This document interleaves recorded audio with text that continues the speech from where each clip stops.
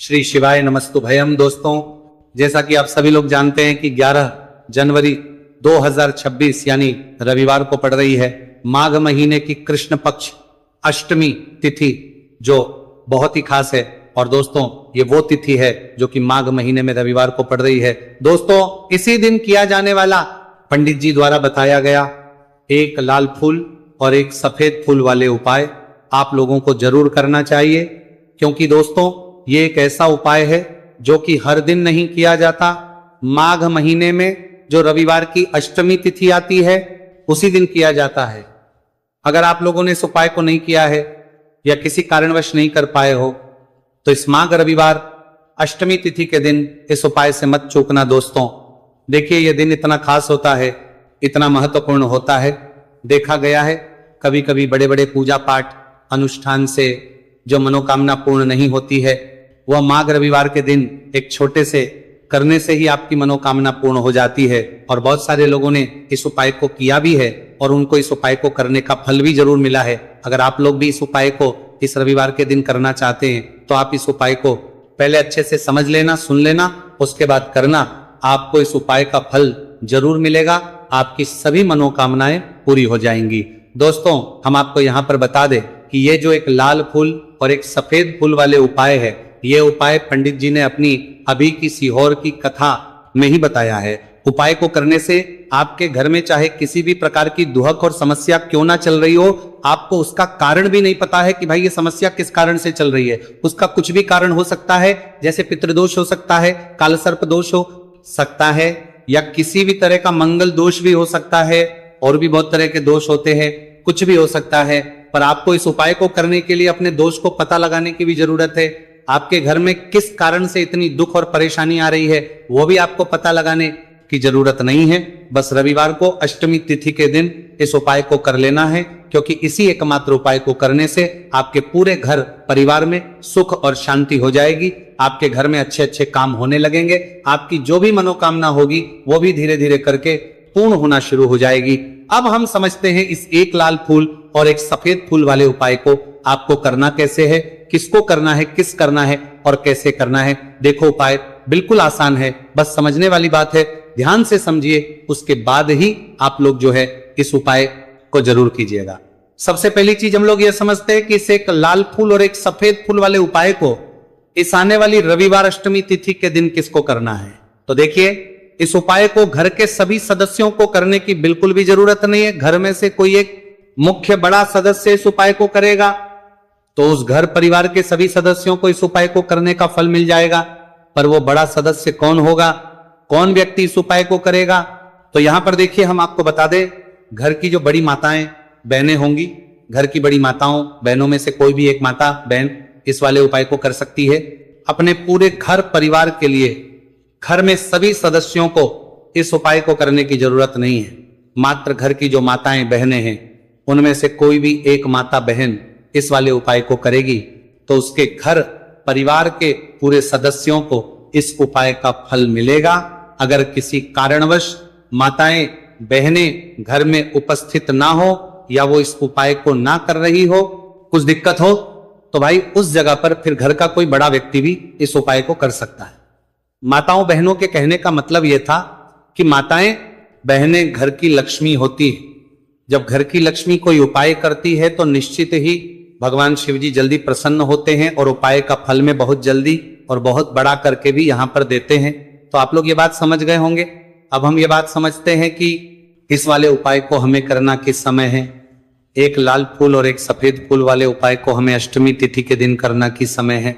तो देखिए, इस उपाय को करने का जो समय है, सुबह का समय भी है और शाम का समय भी है। अब देखिए, यहां पर हम मुख्य रूप से सुबह का समय नहीं बोलेंगे, क्योंकि देखिए ये जो अष्टमी तिथि है, और आप सभी लोग जानते हैं रविवार अष्टमी तिथि के दिन का प्रदोष काल का मतलब शाम का जो समय होता है ना, इस दिन भगवान शिव जी का सबसे प्रिय दिन होता है। तो आप लोग इसे एक लाल फूल एक सफेद फूल वाले उपाय को सुबह के समय भी कर सकते हो और शाम के समय प्रदोष काल में भी कर सकते हो। सुबह के समय अगर कर रहे हो तो 10 या फिर 11 बजे तक भी अगर उपाय करोगे तो भी आपको उपाय का फल मिलेगा। वही अगर शाम के समय कर रहे हो तो इस दिन जरूर शाम के समय का ध्यान रखना कि शाम के 6 बजे से लेकर 7 बजे के बीच में अगर आप इस उपाय को कर सकते हो तो बिल्कुल कर लेना, पूरी कोशिश करना। पर अगर किसी कारणवश इस समय के बीच में ना कर पाओ तो रात 8 बजे तक भी अगर आप उपाय को करोगे तो आपको उपाय का फल जरूर मिलेगा। ये बात आपको समझ आ गई कि आप इस उपाय को सुबह और शाम दोनों समय कर सकते हो। मतलब करना दोनों समय, आपको एक ही समय है, घर में से किसी एक ही बड़े व्यक्ति को करना है, एक ही बार इस उपाय को करना है, दोनों समय नहीं करना है। आपको जो समय अच्छा लगे आप उस समय पर इस वाले उपाय को कर सकते हैं। तो चलिए जानते हैं इन विशेष उपायों के बारे में। लेकिन उससे पहले जो भी मेरे भाई मेरी प्यारी बहनें आज चैनल पर पहली बार आए हैं या मेरी आवाज आज पहली बार सुन रहे हैं, अगर आप भी महादेव के सच्चे भक्त हैं तो वीडियो को लाइक और चैनल को सब्सक्राइब जरूर कर लें और कमेंट बॉक्स में लिखें हर हर महादेव। देखो अब सबसे पहली बात आती है कि इस उपाय को हमें करना किस लिए है। जैसा कि हमने अभी आपसे बोला कि इस उपाय को करने के बाद आपके जीवन में बहुत सारी खुशियां आएंगी, आपकी मनोकामनाएं पूर्ण होंगी, आपकी धन की समस्या दूर होगी, आपकी पैसों की समस्या दूर होगी। अब देखिए, अगर आप लोग सोच रहे हो कि भाई हमें अपना घर बनाना है पर घर बनाने के लिए पैसा नहीं है, हमें गाड़ी लेना है पर गाड़ी लेने के लिए पैसा नहीं है, हमें जमीन लेना है पर जमीन के लिए पैसों की कमी पड़ रही है, अगर ऐसी ही दिक्कत परेशानी या किसी भी तरह की धन से जुड़ी हुई समस्या या पैसों से जुड़ी हुई समस्या अगर आपके जीवन में चल रही है तो ये उपाय निश्चित ही आपके जीवन में बहुत सारे फल लाकर दे सकता है। इसीलिए अगर आपके घर में बहुत ज्यादा दिक्कत समस्या परेशानी चल रही है, धन से जुड़ी हुई पैसों से जुड़ी हुई धन की बहुत ज्यादा कमी आ रही है, पैसों की आवक नहीं हो रही है, तो भाई आप लोगों को इस वाले उपाय को जरूर करना चाहिए। घर में से किसी एक भी बापे व्यक्ति को। अब इस उपाय में करना क्या है वो सबसे पहले हम लोग जान लेते हैं। उपाय की सामग्री हम लोग सबसे पहले जानते हैं कि इस उपाय में किस किस चीज की आवश्यकता पड़ेगी। तो देखिए, उपाय का नाम तो एक लाल फूल और एक सफेद फूल वाला उपाय है, पर इस उपाय में कुल मिलाकर 4 सामग्री हमें लगने वाली, जो कि पंडित जी ने खुद सीहोर वाली कथा में बताया है। और जो हम आपको उपाय बताते हैं वो पंडित जी द्वारा बताए गए होते हैं, अलग से हम कुछ भी नहीं बताते। तो यहां पर हम लोग समझते हैं कि इस उपाय की सामग्री क्या है। तो देखो, उपाय की जो सामग्री है वो 4 सामग्री है, जिसमें से सबसे पहली सामग्री है एक बेलपत्र। देखो बेलपत्र क्या होती है? बेलपत्र जो शिव की शिवलिंग पर चढ़ती है। दूसरी चीज है एक शमी पत्र, शमीप्र शिवलिंग पर ही चढ़ता है। तीसरी चीज है दोस्तों एक लाल फूल, उपाय का नाम है, तो एक यहां पर आपको लाल फूल लेना है। अब ये लाल फूल कौन सा लेना है? देखो, शिवलिंग के ऊपर जो लाल फूल चढ़ता हो उनमें से कोई भी एक लाल फूल पसंद कर लेना और वो कहीं से तोड़कर या कहीं से खरीद कर लेकर आना और उस लाल फूल को उपाय में प्रयोग कर लेना। उसके बाद में एक सफेद फूल का विशेष रूप से ध्यान रखना, जो सफेद फूल शिवलिंग पर चढ़ता हो सिर्फ वही सफेद फूल लेकर आना, इसके अलावा कुछ मत लेकर आना, लेकिन केतकी का मत लेना।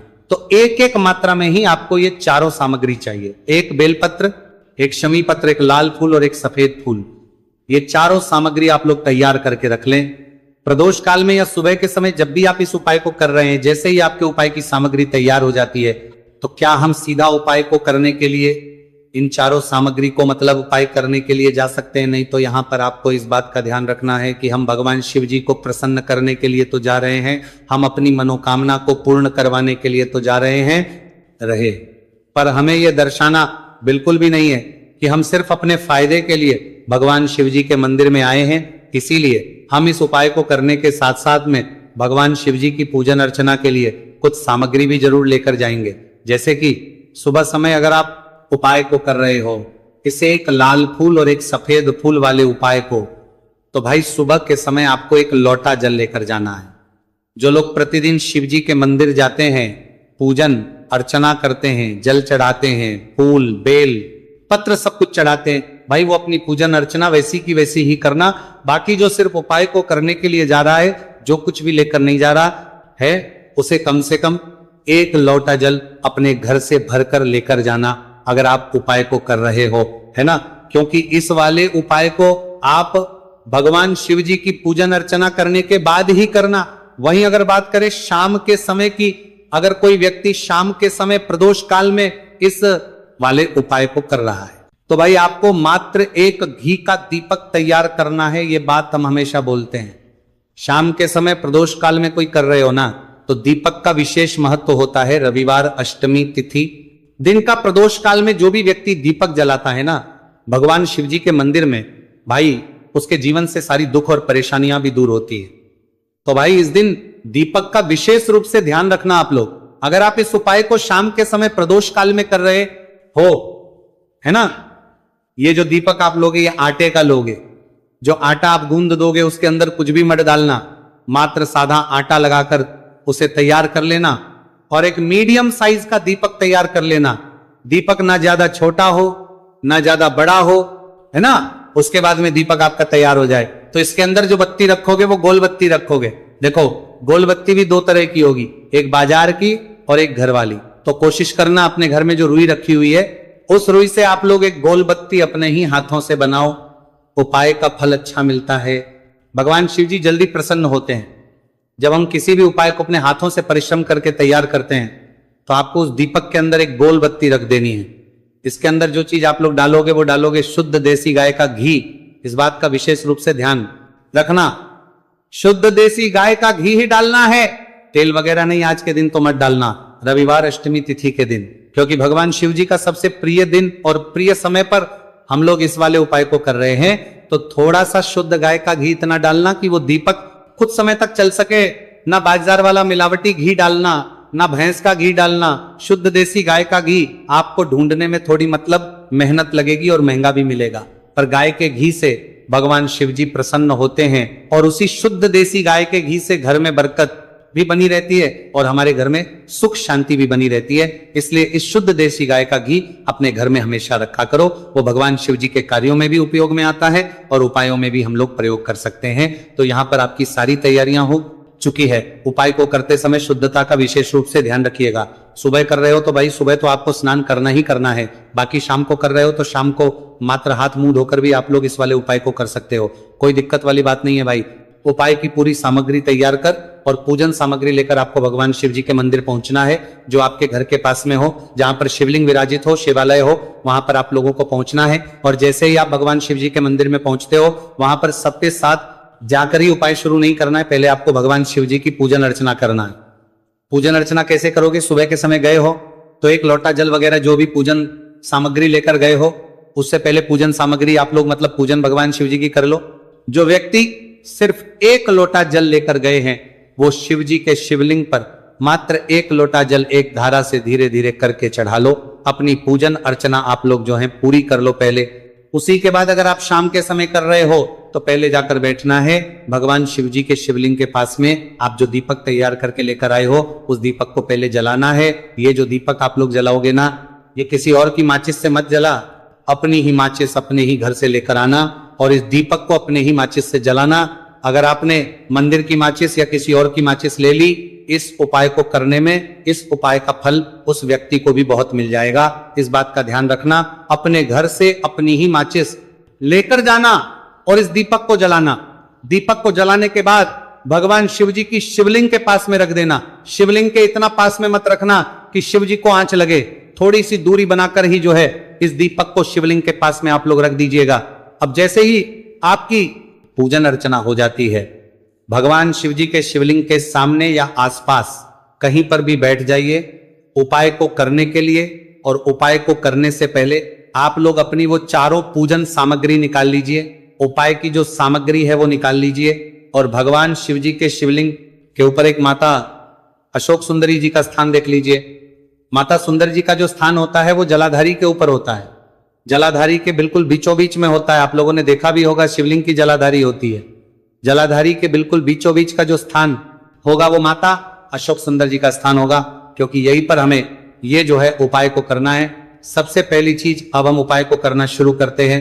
आप सबसे पहले अपनी एक बेलपत्र उठा लो। एक बेलपत्र को आपको माता अशोक सुंदरी जी वाले स्थान पर सबसे पहले समर्पित करना है। बेलपत्र की डंडी का मुख होगा जलाधारी की तरफ जहां से जल बहता है और नीचे गिरता है, और बीच वाली बड़ी पत्ती का मुख मतलब शिवलिंग की तरफ होगा। इस तरीके से आपको इस बेलपत्र को माता अशोक सुंदरी जी वाले स्थान पर समर्पित कर देना है। उसके बाद में अपनी एक शमी पत्र उठा लो जो आप उपाय के लिए लेकर आए हुए हो। शमी पत्र को उठाकर शमी पत्र की भी जो डंडी का भाग होगा वो जल की तरफ करके, जहां से जल बहता है नीचे गिरता है उस तरफ करके, और पत्ती वाला भाग शिवलिंग की तरफ करके इस शमी पत्र को भी उस बेल पत्र के ऊपर आपको समर्पित कर देना है। समर्पित करने के बाद अब आप ले लो अपना एक लाल फूल जो आप उपाय को करने के लिए लेकर आए हुए हो। इस लाल फूल का जो खिला हुआ भाग होगा, चाहे वो गुलाब का फूल हो, चाहे कोई सा फूल जो शिवलिंग पर चढ़ता हो, भाई उस फूल का जो खिला हुआ भाग होगा वो शिवलिंग की तरफ होगा।